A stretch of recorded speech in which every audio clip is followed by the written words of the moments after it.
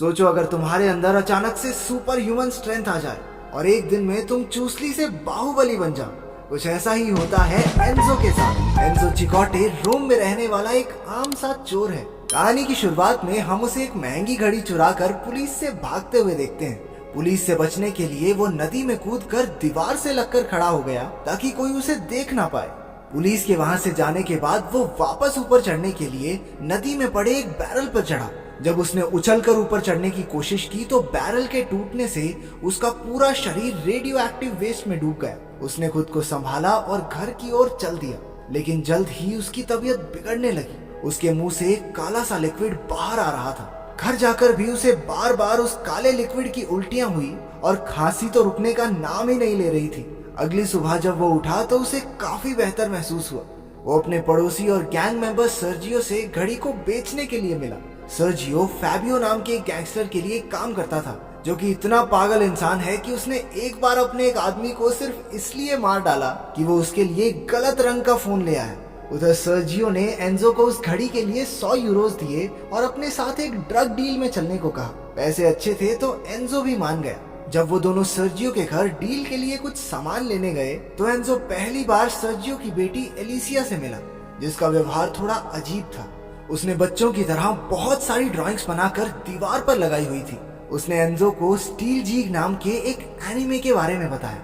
वो मानती थी कि एक दिन उसका हीरो जीग उसे बचाने जरूर आएगा।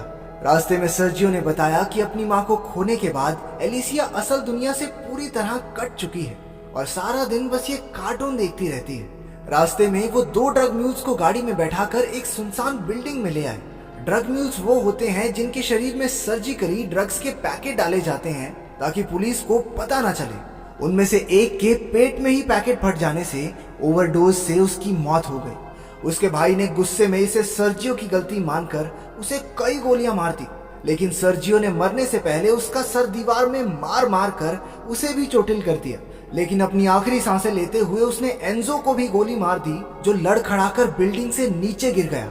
एक आम इंसान किसी भी हालत में इतनी ऊपर से कंक्रीट पर गिरकर बच नहीं सकता, पर एंजो ने अचानक अपनी आंखें खोली और उठ खड़ा हुआ। उसे समझ नहीं आ रहा था कि अभी हुआ क्या। दूसरी तरफ फाबियो और उसके लोग एक क्लब में नुन्जिया लो कॉसिमो के साथ थे।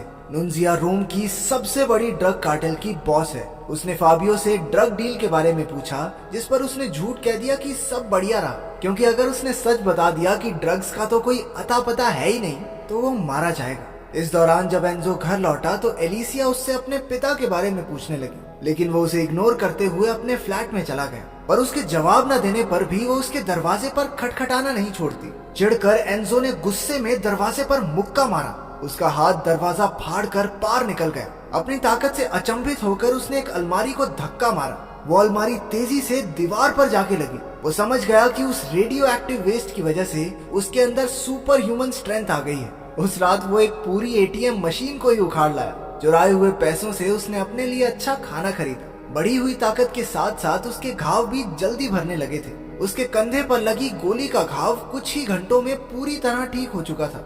नीचे फाबियो और उसके आदमियों ने एलिसिया से उसके बाप सर्जियो के बारे में पूछताछ शुरू कर दी। उन्हें लग रहा था कि सर्जियो ड्रग्स लेकर भाग गया। क्योंकि एलिसिया को सच में कुछ नहीं मालूम था तो वो चुपचाप वहाँ डरी सहमी खड़ी रही। अचानक एंजो खिड़की तोड़कर एक मास्क और हुडी पहने कमरे में दाखिल हुआ। अपनी सुपर ह्यूमन ताकत से उसने मिनटों में उनकी बकरी बना दी। गुंडे समझ गए कि वो एंजो से नहीं जीत सकते तो वो वहाँ से भाग निकले। एंजो एलिसिया को अपने फ्लैट में ले आया ताकि वो सुरक्षित रहे।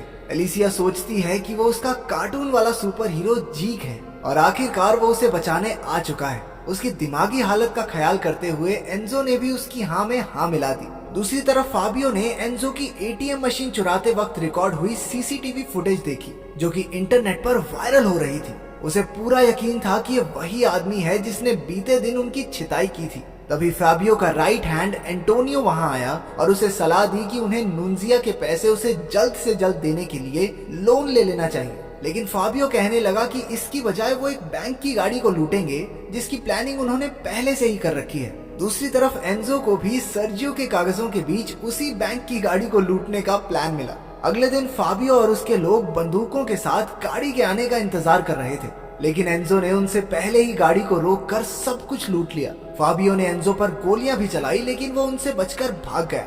रात के समय एंजो और एलिसिया ने एक साथ बैठकर उसका फेवरेट एनिमे देखा।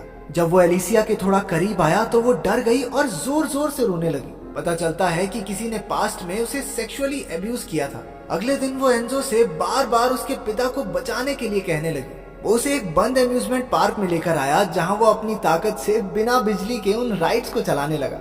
उधर फाबियो और एंटोनियो के बीच झड़प शुरू हो गई, क्योंकि एंटोनियो कह रहा था कि उन्हें जल्द से जल्द नुनजिया के पैसे लौटा देने चाहिए, फिर चाहे वो उधार लेकर क्यों ना लौटाने पड़े। जबकि फाबियो इस बात से सहमत नहीं था।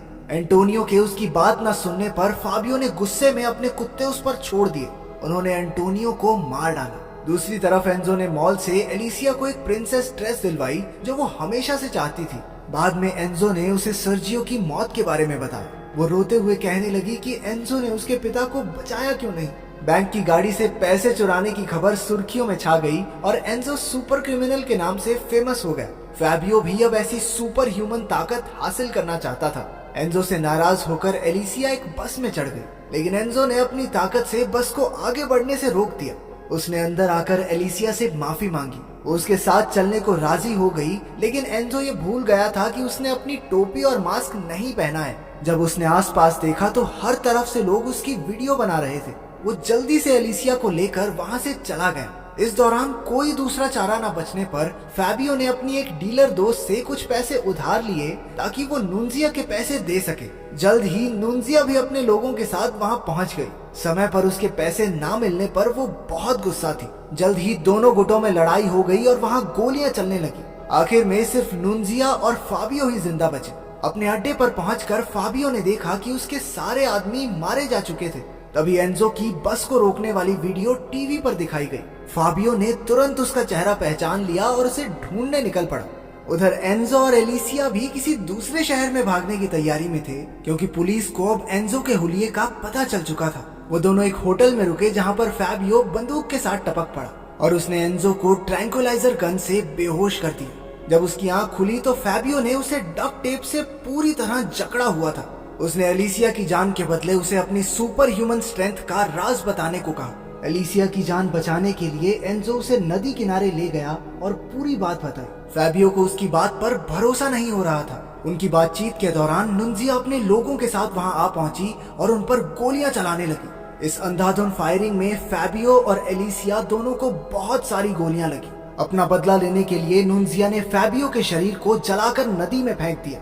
अपनी आखिरी सांसें ले रही एलिसिया ने एंजो को अपनी शक्तियों से लोगों की मदद करने को कहा, चाहे उसके शरीर में कितनी भी ताकत क्यों ना हो। एंजो इस समय खुद को बहुत बेबस महसूस कर रहा था। अगले दिन फैबियो पानी से निकला। उसके अंदर भी एंजो की तरह सुपर ह्यूमन स्ट्रेंथ आ चुकी थी। वो सीधा नुनजिया के अड्डे पर गया और वहां मौजूद सभी लोगों को मार दिया। उसने उन्हें मारते हुए अपनी वीडियो भी बनाई, ताकि वो एंजो की तरह फेमस हो जाए। दूसरी तरफ एंजो एलिसिया की मौत के बाद हताश होकर इधर उधर भटक रहा था। अचानक उसके पास एक गाड़ी का एक्सीडेंट हो गया। उसने अपनी शक्तियों का इस्तेमाल करके एक छोटी बच्ची को जलती हुई गाड़ी से बचाया। बच्ची की माँ ने उसका बहुत एहसान माना। कुछ देर बाद उसने टीवी पर फाबियो को देखा, जिसने बताया कि वो रोम के सबसे बड़े स्टेडियम को बम से उड़ाने वाला है, सिर्फ इसलिए कि उसका मन है। कोई रीजन नहीं है इसके पीछे उसका। एंजो जल्दी से स्टेडियम पहुंचा, जहां पर हजारों लोग मैच के स्टार्ट होने का इंतजार कर रहे थे। पार्किंग एरिया में उसे फैबियो मिला, जिसके हाथ में बम का रिमोट था। उनके बीच जबरदस्त लड़ाई हुई, लेकिन फैबियो मौका देखकर स्टेडियम के अंदर की तरफ भागा। एंजो ने उसका पीछा किया, लेकिन इससे पहले कि वो उसे रोक पाता, फैबियो ने बॉम्ब को एक्टिवेट कर दिया। एंजो ने बॉम्ब को उठाया और नदी की तरफ भागा, ताकि वो बॉम्ब को लोगों से दूर पानी में फेंक सके। वो उसे फेंकने ही वाला था कि तभी फैबियो ने उसे धक्का देकर गिरा दिया। बॉम्ब ब्रिज पर ही गिर गया और उसे एक्सप्लोड होने में लगभग 1 मिनट ही बचा था। जब वो फटने ही वाला था तो एंजो ने फैबियो और बम के साथ ब्रिज से छलांग लगा दी। उस धमाके में फैबियो मारा गया और उसका सर धड़ से अलग होकर ब्रिज पर गिरा। सबको लगा कि एंजो ने भी इस धमाके में अपनी जान दे दी, लेकिन आखिरी सीन में हमने उसे दूर खड़े शहर को